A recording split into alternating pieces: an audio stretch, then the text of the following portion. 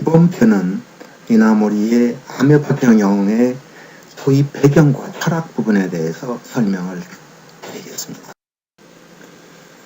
사례 파산, 즉 이나모리 회장은 사례 3명이 투입이 되죠. 3년 만인 1155일 만에 화려한 부활을 하게 됩니다. 2012년, 13년 국내 뉴스에 집중 보도되면서 이나모리 씨가 세상에 알려지기 시작을 했습니다. 즉, 그 가래 파산에 그 부활시킨 그 핵심은 아메바 경영이지요. 아메바 경영의 핵심은 임직원들아 솔직해라부터 시작을 합니다.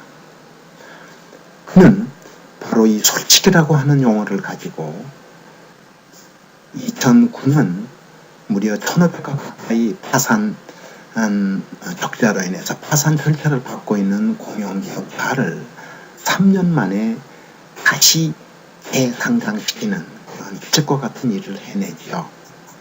그게 철학입니다. 우리가 가장 먼저 해야 할 일은 어떻게 되고 싶은지를 항상 강하게 생각하라.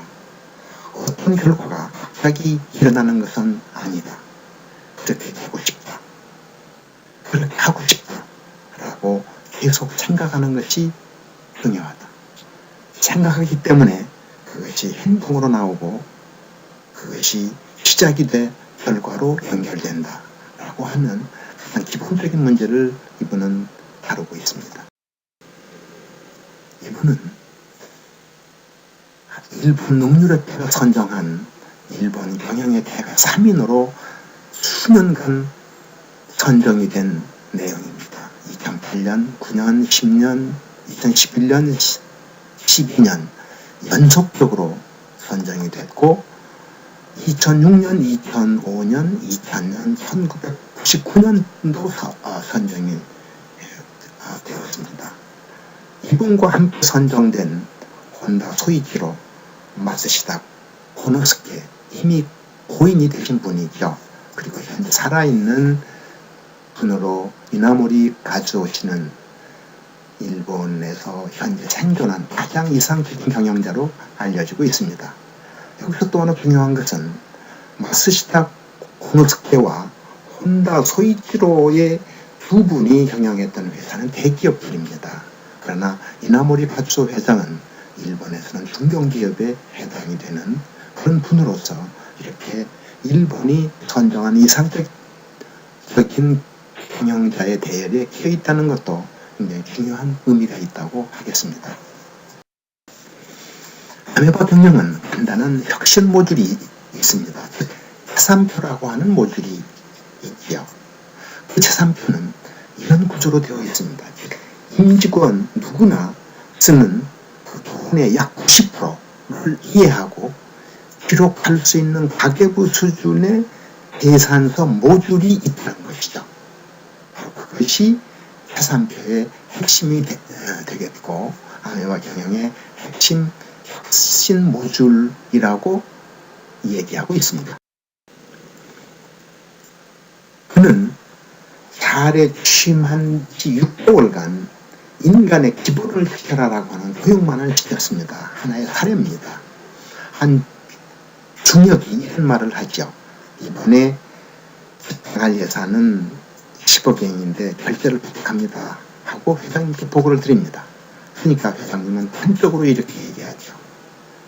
자네에게 10억엔은커녕 단 한 푼도 맡길 수 없네. 라고 얘기합니다. 그분의 철학입니다. 여러분 솔직해야 합니다. 예산이라는 제도는 없습니다. 즉 예산이 없다는 것은 10억이니까 10억을 쓰라는 게 아니고 10억에서 전략할 수 있는 방법을 찾아라는 메시지이기도 합니다. 그분은 회장 그리고 자기의 비서 2명을 데리고 자리에 투입이 됩니다. 그리고 그는 6개월간 초등학교 도덕 선생님처럼 얘기합니다. 여러분 솔직해야 됩니다. 솔직해야 됩니다라고 얘기합니다. 그분은 항공업계에 대해서 전혀 모르는 사람이었습니다. 제조업 전문가였죠. 그런데 달을 살립니다. 바로 그것이 이 아메바 경영의 실체이기도 합니다. 아메바 경영은 12가지의 철학을 가지고 있습니다. 현 임직원이 성경처럼 주머니에다 넣고 다니는 교사라 필로소피라고 하는 수첩이 있습니다. 그 수첩의 내용은 이렇습니다. 12가지의 철학을 가지고 있죠. 애의 명분이 있는 사업 목적을 가져라. 명확한 목표를 세우고 직원들과 공유하라. 열렬한 소망을 가슴에 품어라. 남보다 더 노력하라. 매출은 극대화, 비용은 최소화하라. 이 5분이 핵심이 됩니다. 가격 결정은 곧 경영이다. 가격의 핵심은 바로 CEO가 해야 될 가장 핵심으로 전권을 장악하고 있는 것은 굉장히 특이합니다. 아이도 줄 수 있는 강한 의지를 가져라. 불타는 투혼을 간직하라. 매사에 용기를 갖고 임하라. 항상 창조적인 일을 하라. 배려하라. 장사엔 상대방이 있다. 어떤 역경에도 밝게 행동하라. 이게 아무리 경영 철학의 12가지 철학입니다. 이것이 이 필로소피라고 하는 수첩에 기록되어 있고 전 임직원은 이걸 성경처럼 주머니에다 넣고 다닌다. 이게 굉장히 특이하죠. 그래서 그 많은 내용들 중에 이제 가장 중요한 섹터들만을 간단하게 살펴보겠습니다. 기업이 존재하는 이유는 기업은 이익을 내고 이익을 나누는 집단이다. 즉 이익을 내지 못하면 나눌 수 없다라는 것을 기본 철학으로 하고 있습니다. 기업은 사람이 모였다. 즉 사람은 도덕을 지켜야 한다. 기업의 구성원인 인간은 선하게 행동해야 한다. 그래서도 말씀드렸습니다만 잘 회장은 부임해서 임직원들에게 최초에 전한 메시지는 솔직해야 합니다라고 6개월 동안 얘기했습니다. 종교 계명과 같습니다. 제가 그래서 세계의 3대 종교들을 한번 살펴봤습니다. 불교의 10개, 현주교의 10계명, 기독교의 10계명입니다. 이 내용들을 보면 비슷비슷한 내용들이 반복되고 있는 것을 볼 수가 있습니다. 불교는 도둑질하지 마라, 말을 함부로 하지 마라, 속여서 이익을 취하지 마라. 현주교나 기독교는 같은 카테고리입니다만 도둑질하지 마라, 거짓 증언하지 말아라, 이웃 아내를 탐내지 마라, 남의 재물을 탐내지 마라. 기독교도 같죠. 이와 같이 도덕적 개념을 경영에 투입시키는 아주 특이한 경우라고 저는 설명드릴 수 있겠습니다. 그래서 이제 또 하나는 이 장수기업이 가지고 있는 가장 문제죠. 즉 도덕적 해이와 매너리즘에 빠져있다. 장수하지 못하는 이유는 지금까지 살았다는 매너리즘으로 인한 성장의 정책 및 회복 현상이다. 이렇게 얘기하죠. 이것은 보일링 프로그라고 해서 개구리의 경우는 산물부터 해서 이렇게 밑에서 열을 가하기 시작하면 그 자리에서 개구리가 그걸 익혀 죽는 그런 것을 우리는 보일링 프로그라고 그러는데 그 대표적인 것들이죠. 버티기 작전이죠. 한때는 명성을 구가하다가 임직원들도 인식하지 못한 채 소리 없이 사라지는 기업. 이게 바로 버티기 작전이죠. 그리고 도덕적 해이. 즉 간부들이 회사의 위기를 알고 있지만 그가 조직에 머무는 동안은 기업은 생존할 것이다 라고 하는 도덕적 해이. 이런 것들이 바로 장수기업의 가장 그 문제가 되고 있다. 즉 도덕적 해이와 매너리즘에 관련된 문제를 다루고 있습니다. 그리고 저성장형 선진국형 경제로 접근한다. 즉 한국 기업은 현재 치열한 경쟁과 저성장 시대로 진입하고 있습니다. 이 상황은 매출과 수익을 내기 어려운 현실이라는 것이죠. 1971년부터 거의 7, 8%의 성장률을 가져왔죠. 그리고 IMF가 끝나고 다시 외환위기가 왔죠. 오고 난 이후부터 2011년 그 전후부터 우리는 저성장 시대를 진입하고 있습니다. 옛날과 같이 7, 8% 성장하는 고성장 시대는 끝났다는 것이죠. 바로 그와 같은 환경에서 과연 어떻게 이익을 낼 것이냐라고 하는 문제를 이 아메바 경영에서는 이렇게 다루고 있습니다. 다음에 아메바 경영은 아주 심플합니다. 오늘 장사를 해서 오늘 이익이 났느냐 손해가 났느냐라고 하는 것을 굉장히 중시합니다. 즉 하루 장사, 장바구니 장사라고 이분들은 얘기하고 있는데, 하루 장사 방식처럼 그날 이익인지 손해인지를 즉시 확인한다면 내일 이익을 내는 방법을 스스로 모색하죠. 즉 길거리에서 바구니로 장사하는 할머니의 장사 방법을 경영에 투입시키라는 겁니다.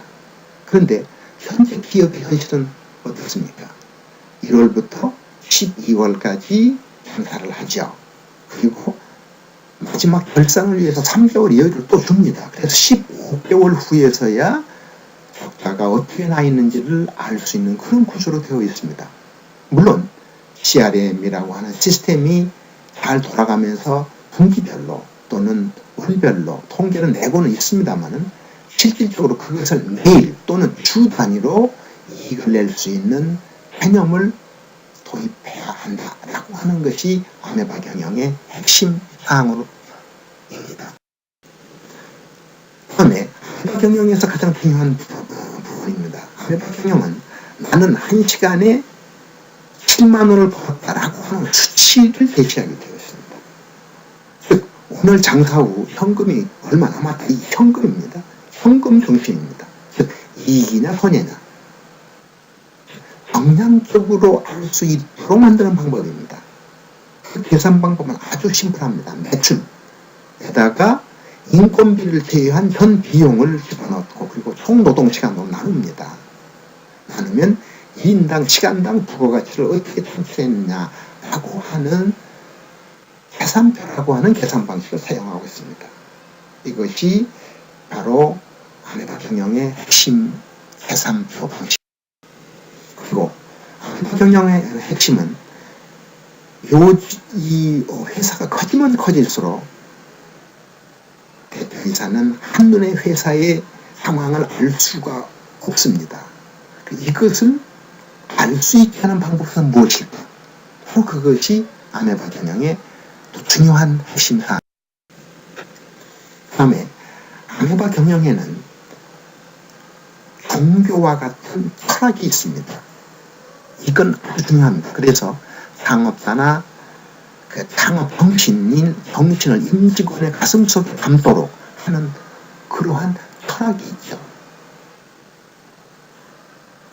이 철학의 배경은 이렇습니다. 현재까지 내려오는 거의 모든 종교는 수천만의 년의 역사 속에 창시자와 창시자의 엄격한 철학이 있죠.